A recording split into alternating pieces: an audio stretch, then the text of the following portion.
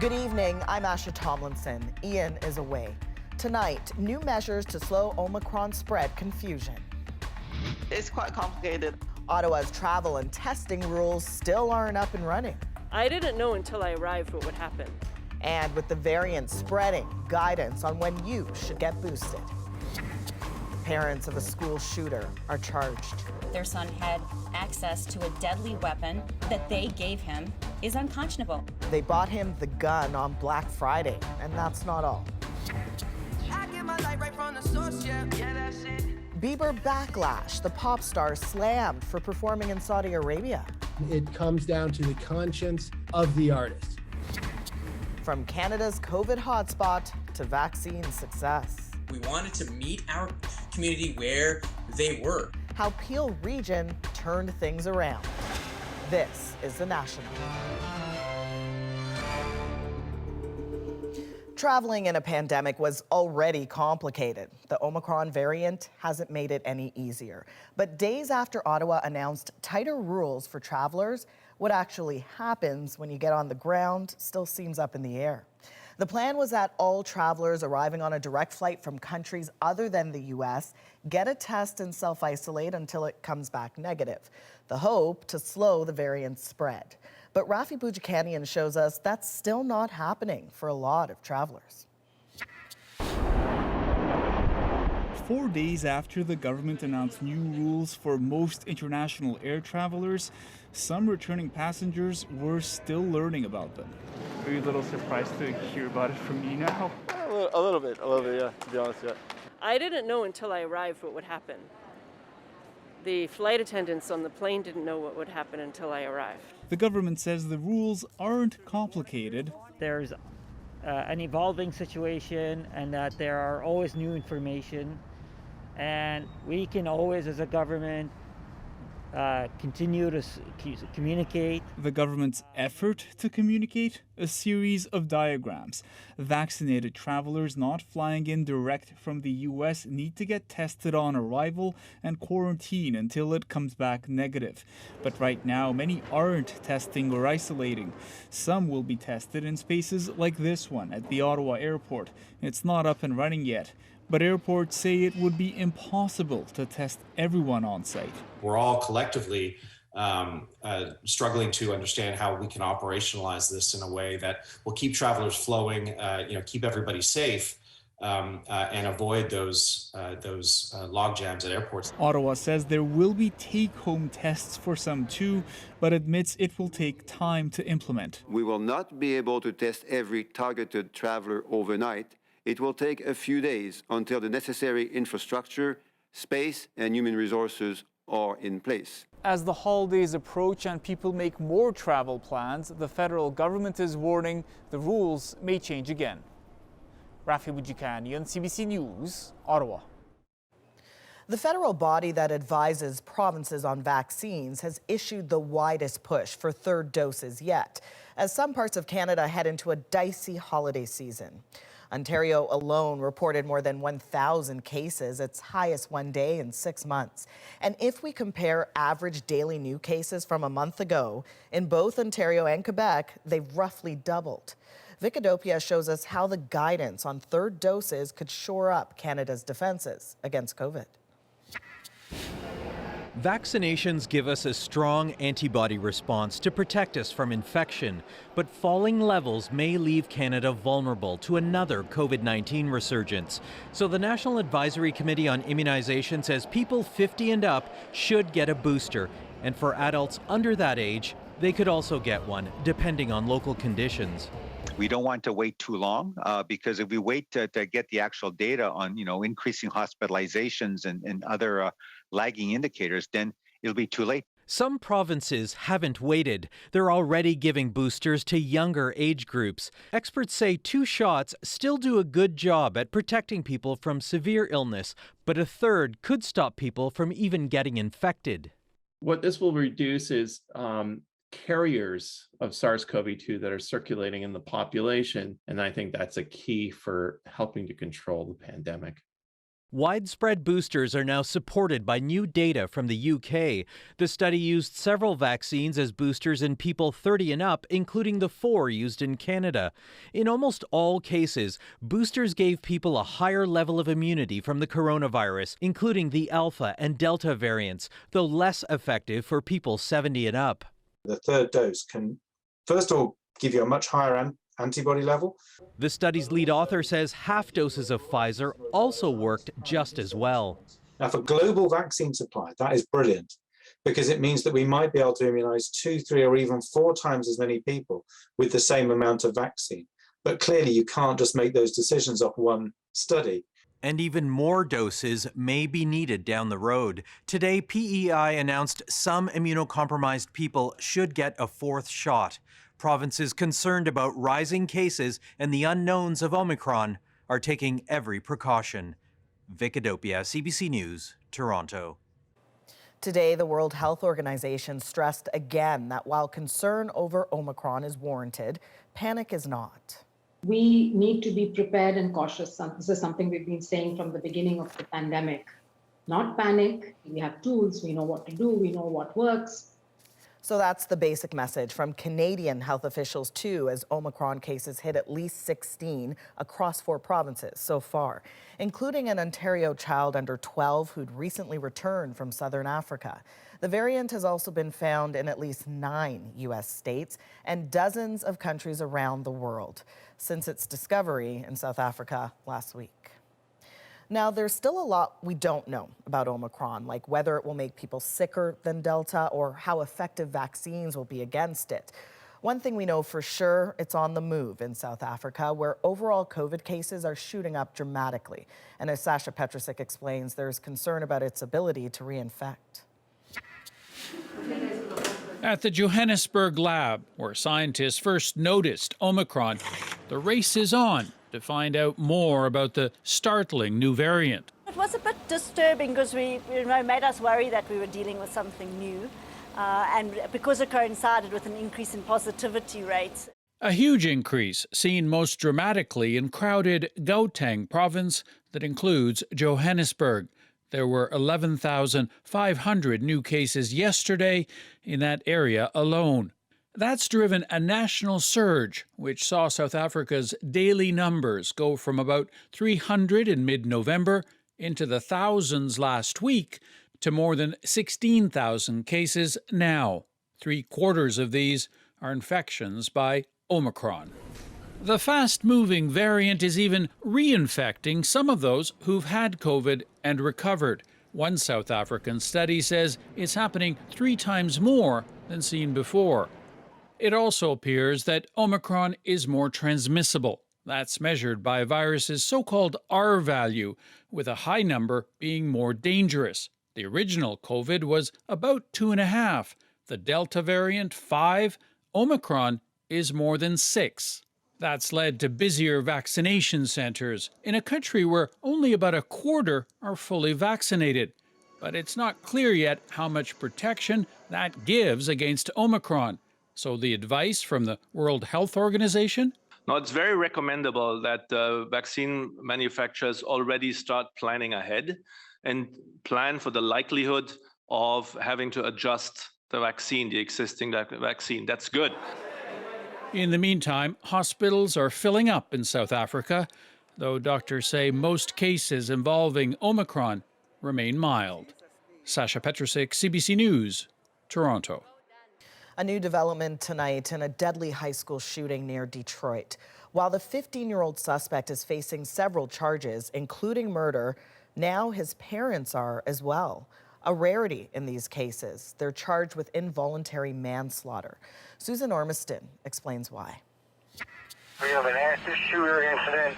The morning of the massacre, the accused shooter had a drawing at school showing a gun and bullets with the words "blood everywhere" and, quote, "The thoughts won't stop. Help me." His parents, James and Jennifer Crumbley, were urgently called to the school, presented with the note, and according to the Michigan prosecutor, did nothing.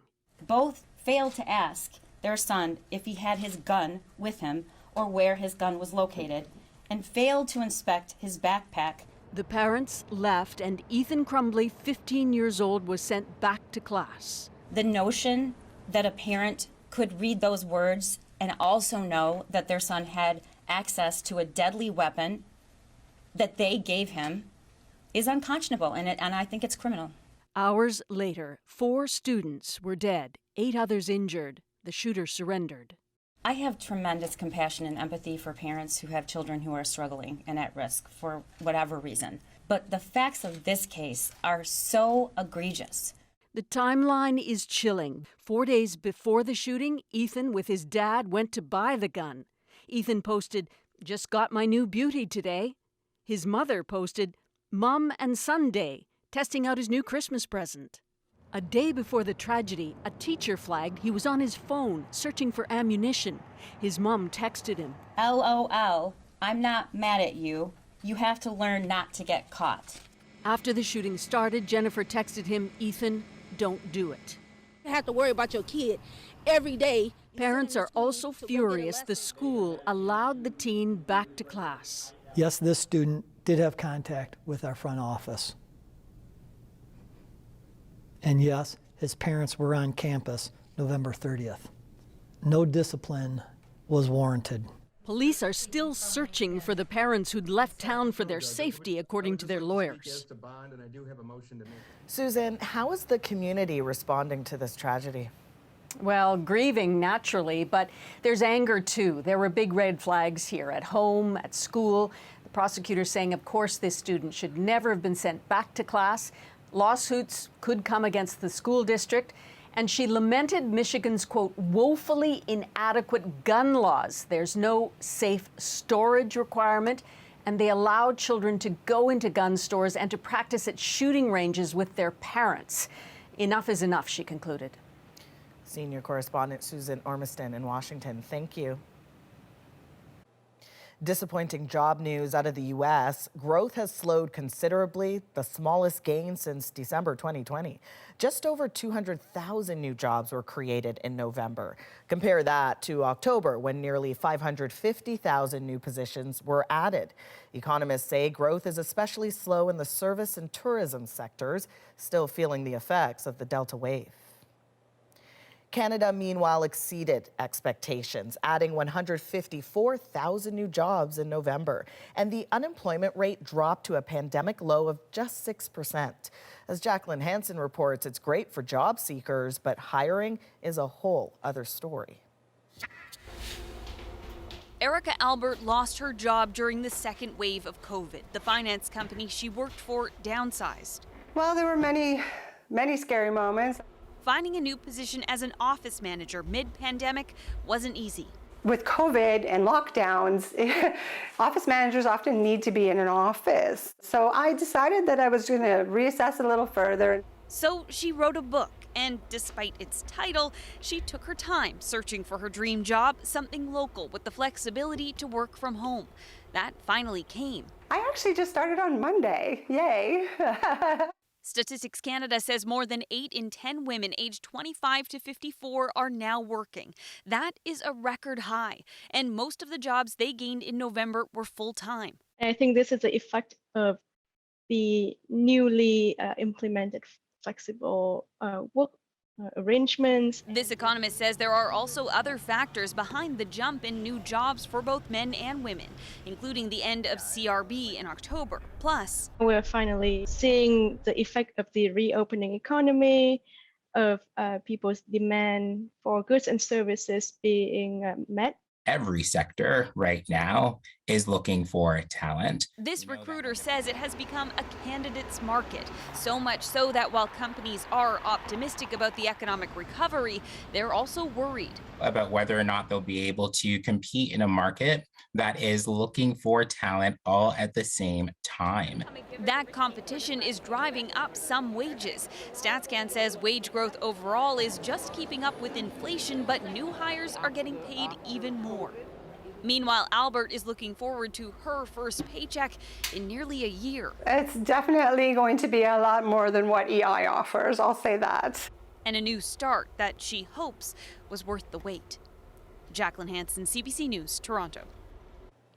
BC's health minister responded today to concerns about a new policy that allows 911 operators to put some callers on hold while they wait for an ambulance. We're responding by meeting the need, by adding dispatchers. 30 already, with another 35 coming, and more after that to meet the dispatch needs on the ambulance side, because that's critical.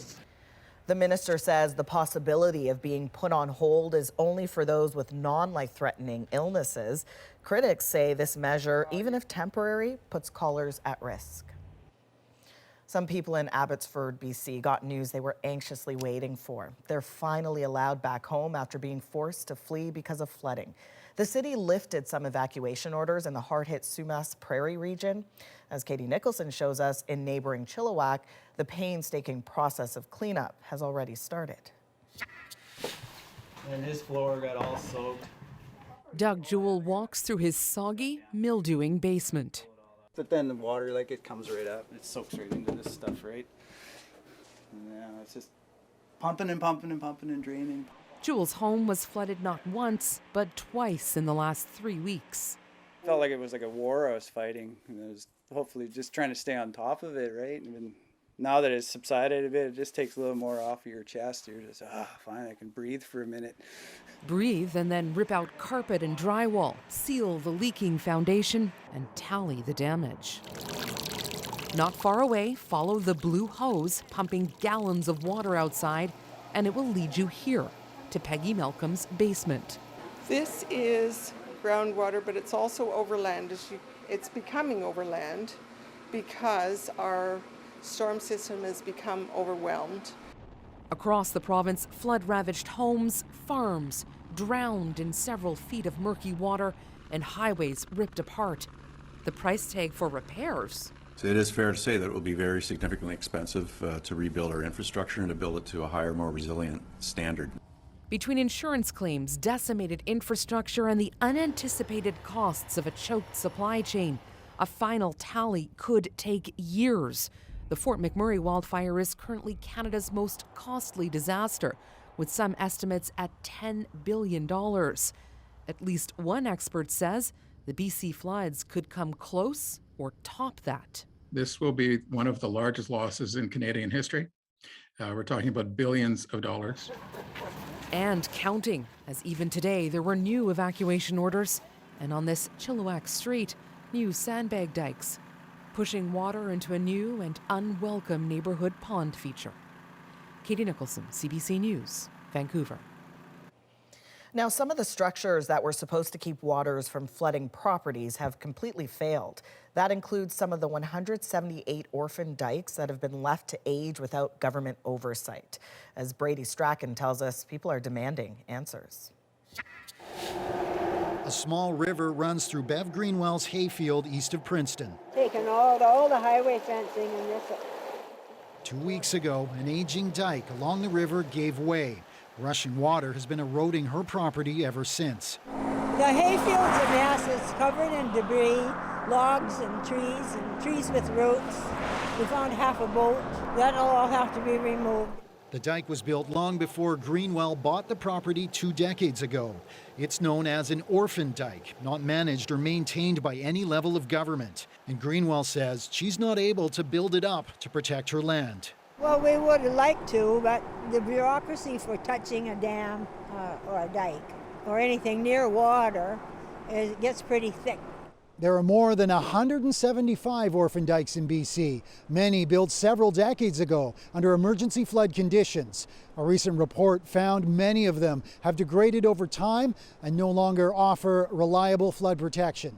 That's the issue 40 minutes away near the village of Kiramias. The recent floods brought water pouring over the dikes and into this trailer park. You see the same over and over and over again. In the meantime, we're losing integrity on these orphan dikes. The mayor says he's been lobbying for help from the province for a decade. This isn't going to go away, so you can invest your money and prevent the loss of life and assets, or you can keep doing what you've been doing for the last 50 years, really, and wait until some catastrophe happens. The province says it's aware of the issue and has hinted at changes to come in legislation next year. And obviously the issue of orphan dikes is of significant importance. But at an estimated cost of more than $800 million to upgrade BC's orphaned dikes, there's no telling how long landowners and communities will have to live with the failing flood barriers. Brady Strachan, CBC News, Princeton, British Columbia. Justin Bieber is facing growing calls to cancel a controversial performance this weekend. I get my life right from the source, yeah, that's it. Next, should the Canadian pop star visit Saudi Arabia or take a stand against human rights abuses? If you're getting $5 million, $10 million for one show, that is a difficult thing to say no to. It was once one of Canada's COVID hotspots, how Ontario's Peel region turned things around. We knew we had to do something. And Barbados braces for what Omicron could mean for tourism. Well, there's no variants coming out. We're all kind of now holding on. A sun destination on edge. We're back in 2.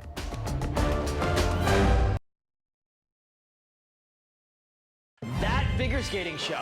We, Dylan Moskovich and Asher Hill, cover the world of figure skating with hard-hitting journalism. So if you like heavy doses of puns and a little bit of shade, catch us on CBC Sports YouTube. It's love at first listen with CBC Listen. Download today. They work to steal from high-end clothing stores, often using weapons and physical force. Officials in California say 14 arrests were made in connection to a series of brazen smash and grab thefts last month. All of the suspects have been released, though, with several meeting no bail criteria, a policy aimed at reducing overcrowding in jails during the pandemic.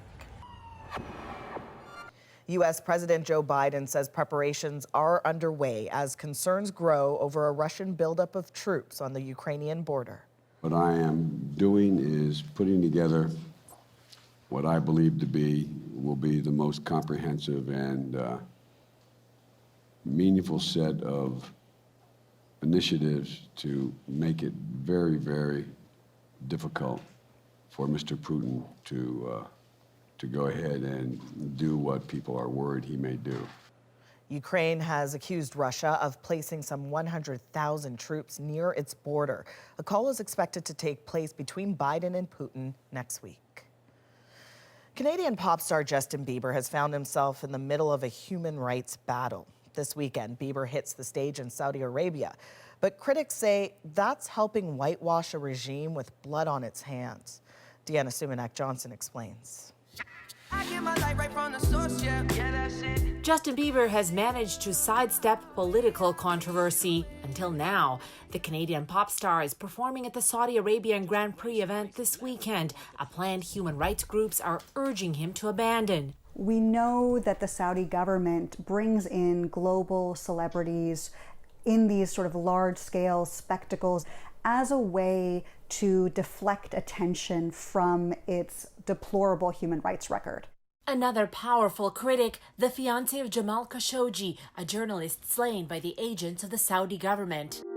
Saudi Arabia is working to change its image on the world stage, including major investments in its entertainment industry. Just a brace of races left. This weekend, it's Formula One. Next week, it's hosting the Red Sea International Film Festival. Entertainers, if you're getting $5 million, $10 million for one show, that is a difficult thing to say no to. And it comes down to the conscience of the artist. Would Bruce Springsteen play in Saudi Arabia? I doubt it. Not that he thinks this appearance will rock the faith of the so-called believers. I'm not certain how much Justin Bieber fans know or frankly care, as callous as that may sound. There's no indication from Justin Bieber or his team that he'll reconsider, though some other high-profile participants say they're using their appearance to put a spotlight on the Saudis' human rights record. Others have chosen for us to be here, so we have to make sure that apply the pressure on them to make sure that they are doing right by the people. As for Bieber, many say a powerful way to show his contrition would be to donate the money he earned to a human rights charity. Is it too late now to say sorry? Deanna Sumanak-Johnson, CBC News, Toronto. When we come back, how one of Canada's COVID-19 hotspots regained control over the virus. And he said, Raj, Peel is on fire. We've got to do something here. Next, we'll go beyond the headlines with 3 Canadians who helped make it happen. And later, concerns over the Omicron variant hit the sunny shores of Barbados.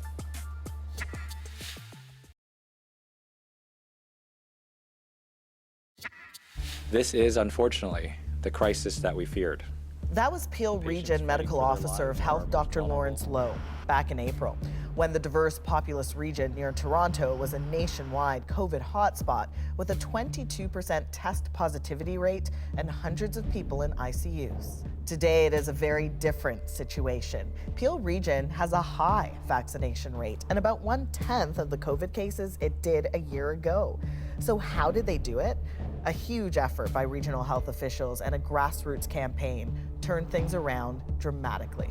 This video advocating masking is one example, part of a community-led push to inform people about COVID protocols and advocate for vaccination. Joining us now are 3 of the people behind that effort. Dr. Hashim Khan is co-chair of the Canadian Muslim COVID-19 Task Force. Urs here is that organization's outreach lead. And Dr. Raj Grewal is the co-founder of the South Asian COVID-19 Task Force. We will start with you, Dr. Grewal. Let's talk about this initiative and why it's so important to you. Thanks, Asha, for the question. Well, it was about a year ago, and, Dr. Hashim Khan, who's on this call right now, he reached out to my wife and I, and this was back in November 2020 around Diwali, when COVID positivity rates in my hometown were well over 20%. And he said, Raj, Peel is on fire. We've got to do something here. And this is where my mom and dad still live. Like I said, I'm from there. South Asians make about 1/3 of the population of the Peel region, but we're making up half of the cases. And so South Asians were being disproportionately affected by COVID-19 due to the essential workers. They didn't have that option to work from home. And they came from multi-generational families. One person got COVID-19 in the home, they all did. So there was that lack of cultural sensitive information also being available. So we knew we had to do something. And Dr. Khan, you came up with an approach specifically for your community. What was different about it? I think what we saw was the pandemic it's not just a medical problem or a health problem, it affects communities, and there's spiritual aspects to it as well. So what our task force has been doing is we've tried to have a holistic approach to vaccine rollouts as well, where we have faith leaders as well as community representatives along with healthcare providers and physicians. And collaboratively working together, we came up with a strategy where, first of all, we reviewed the contents of all the vaccines, made sure that they were permissible and halal, and came up with statements with organizations to endorse vaccinations as a social responsibility for all Muslims, as our responsibility to all Canadians as well as our own individual responsibility as well. And then we had faith leaders as vaccination champions along with Muslim healthcare workers, so people who looked like the community members as well who were getting vaccinated, to inspire confidence. We want to inspire confidence and hope before hesitancy actually set in. And beyond that, we wanted to create safe spaces. So we promoted and supported mosques as vaccination clinics and sites. And we had access and channels where people could ask their questions and we would answer them and distribute the answers online along with to 500 mosques across the country. Urs, you're the outreach lead, of course, at the Canadian Muslim Task Force. On the ground, as you talk to folks, did you encounter a lot of vaccine hesitancy, and how were you able to overcome that? Well, there wasn't a whole lot of vaccine hesitancy. However, because it was, we had launched at the Islamic Center during the month of Ramadan, people were fasting, and some people had concerns around getting their vaccines during their fast, and people didn't want to break their fast. It's very important to the community. So we had to have faith leaders, community leaders champion that, host sermons in regards to that. While making calls, some people did express if this was okay, if it was halal, and we said that yes, there were imams and who said that there's no issue with having a vaccine while you're fasting. Aside from making phone calls, text messages, we also went to the doors to talk to people. We didn't want to miss anyone from the community. The Brampton Islamic Center was in a hotspot, one of the hotspots And so we wanted to make sure the community knew that the mosque was a vaccine clinic, which set a great example as a leader in the community, to also say that it's okay to get vaccines during Ramadan. And, while at the doors, we also, had volunteers that spoke various languages. So just in case somebody needed to feel a little bit more comfortable speaking in their language, that also helped as well. Yeah, you touched all bases, covered all ground. Dr. Grewal, your organization had great success connecting with the South Asian community through social channels, social media, and the like. What did you do to reach out to people? So we created, social media infographics in multiple languages from our task force. We created videos acting out relatable skits that really resonated with our community. I started making, videos in Punjabi on how to book a COVID test because our community wasn't booking tests, or that was one of the barriers. So thanks, Mom, for teaching me Punjabi as a kid, because that really came in handy.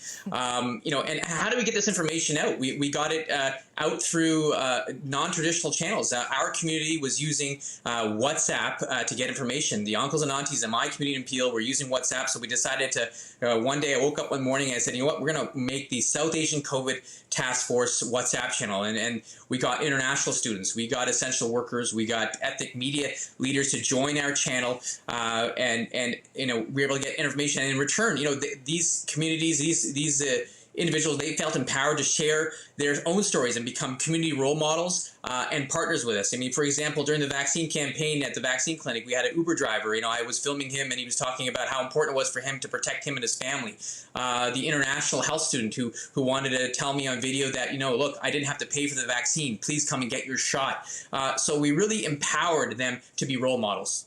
And you also brought the vaccines to local temples. How did that go? So absolutely. I mean, we've been doing this since September. We wanted to meet our community where they were. And they were, some of them were at the temples, the community free kitchen and the gurdwaras. And so we've been vaccinating at the temples and have had tremendous success at vaccinating our community at the temples. Dr. Khan, can you talk to me about just seeing this, overwhelming support and the initiative, and see where it's gone over the last few months to a year, right? Yeah, I mean, we knew this time last year that vaccines were around the corner, and now a year later we have vaccines, and we're now at a stage where 90% of us have received at least one dose, and 85% have received 2 doses.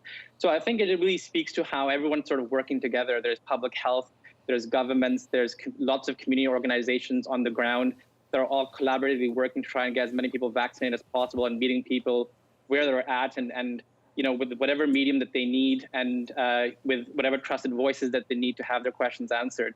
You went to great lengths to get people to virtual town halls to inform people about vaccination. Can you talk to me a little bit about that?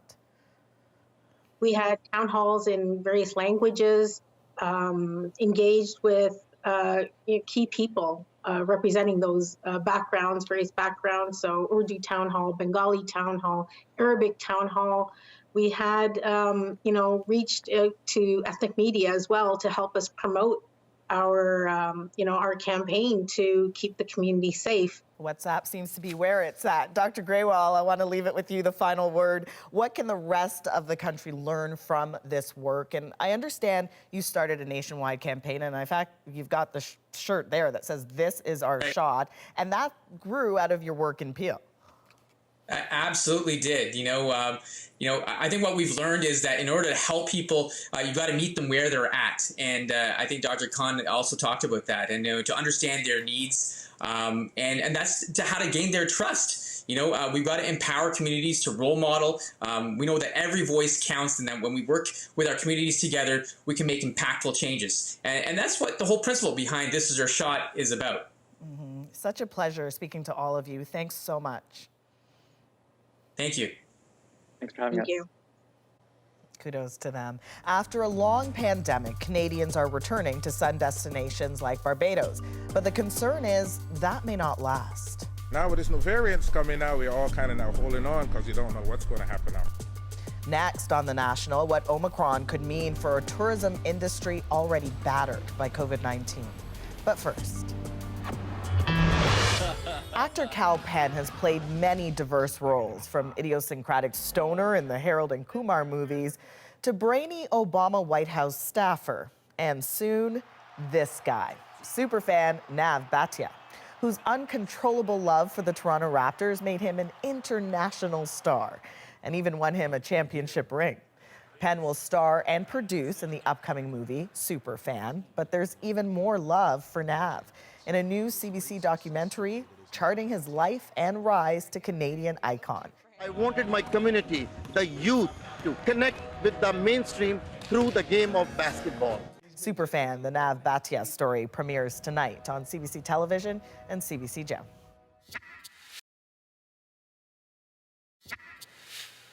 Welcome back. The global tourism industry was just starting to regain some footing after months upon months of losses. It's been especially difficult in countries like Barbados that relies on tourism for much of its income. But with the new Omicron variant spreading, now they're gearing up for an uncertain holiday season. Thomas Digg reports from Bridgetown.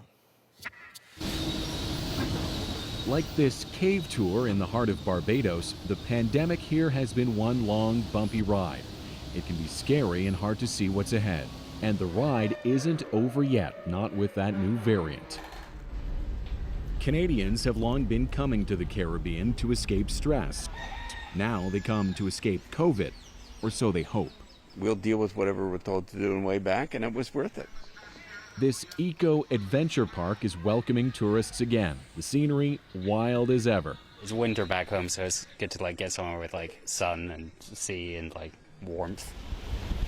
Beckoning visitors back to Barbados means breathing life into this island's battered economy.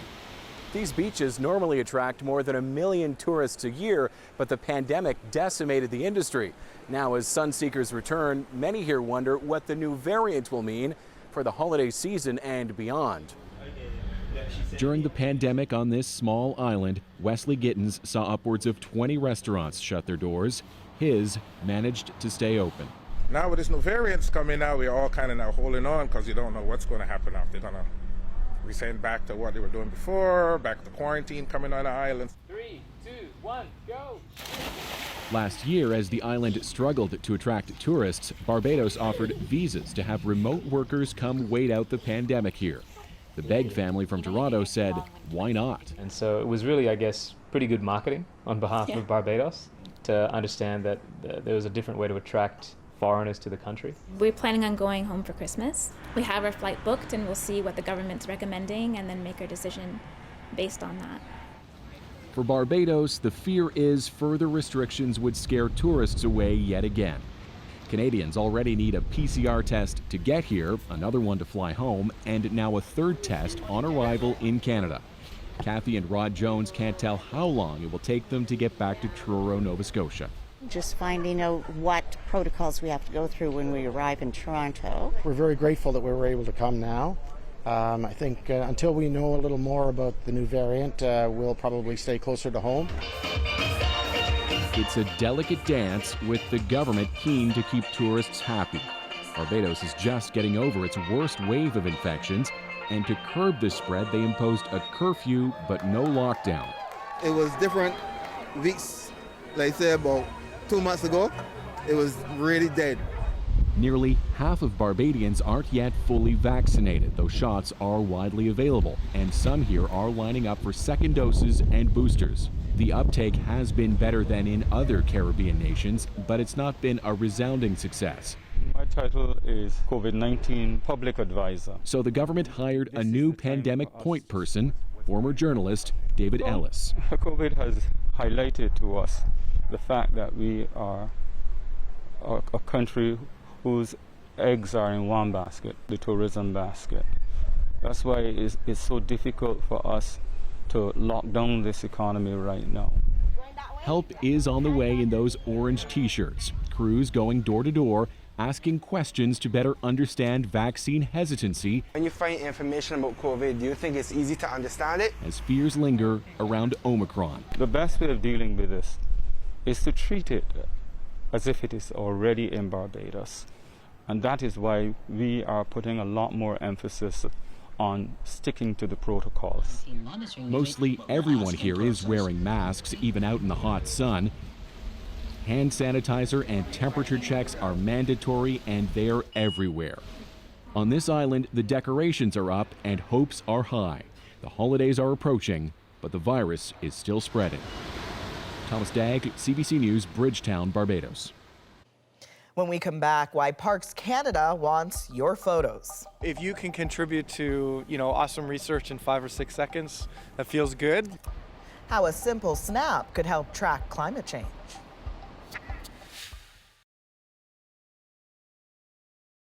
I'm Jamie Poisson. Join me for CBC's daily news podcast, Front Burner. Every weekday, Front Burner takes you deep into the stories shaping Canada and the world. Subscribe wherever you get your podcasts.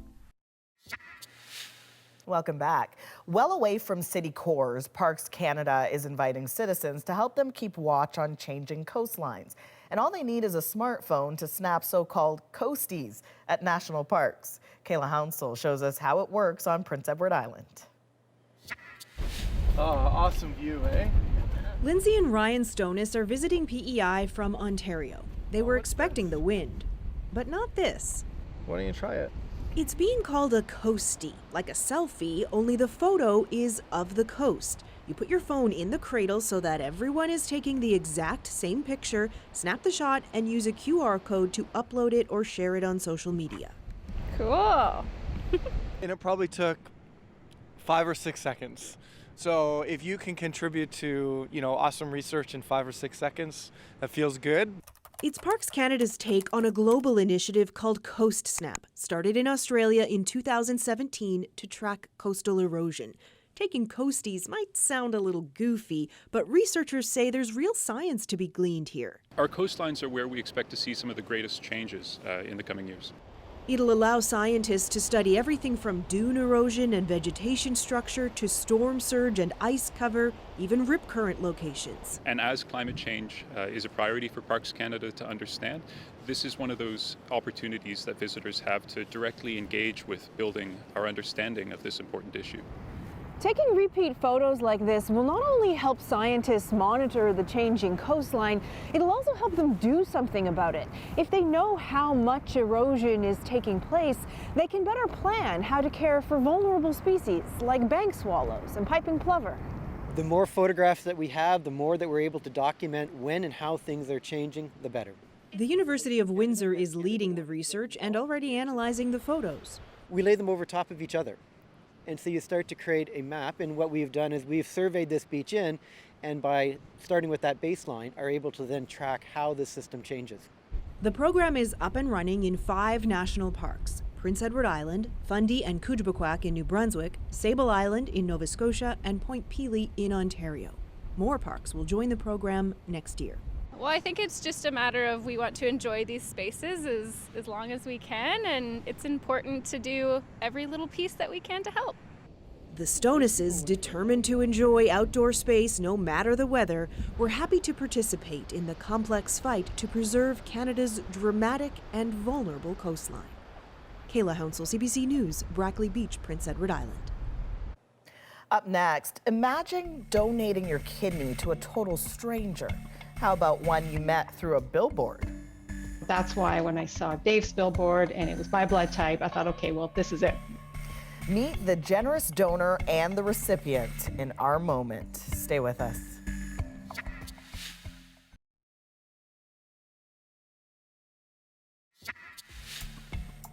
Not exactly the type of ad you see every day. Dan needs a kidney donor, but it worked. Calgary's Dave Mathers found a match. Thanks to an anonymous donor, today marks 1 month since his surgery. This life-changing moment between 2 strangers is our moment tonight. We advertised, put it up in the billboard in August, September, and the transplant team notifies you that you have a donor. That's about all they tell you. You're crossing your fingers, hoping it's all legit. And we thought the transplant would happen way early. COVID just kept slowing it down. It was hard to fully enjoy it because, we didn't know Nancy, and there's so many things that could potentially go wrong. But trust me, I was bubbling inside in anticipation. I've always been a blood donor, well, for a long time. So I was used to doing that. And I always thought, like, if the opportunity ever came up that, someone needed something else from me, I would donate. So that's why when I saw Dave's billboard and it was my blood type, I thought, okay, well, this is it. It was unbelievable to actually meet them and then see Dave. And finally, it felt really real. What can you say about someone that saved your life? I mean, it's just unreal. It really is unreal. And a little bit of the backstory here. Dave's wife applied to be an organ donor in 2019, but wasn't eligible. Neither was his daughter. And that's why they decided to take the search wider. Amazing stuff. He is doing quite well, feeling great, and celebrated by walking 7 kilometers just this week. That is the National for December 3rd. I'm Asha Tomlinson. Good night.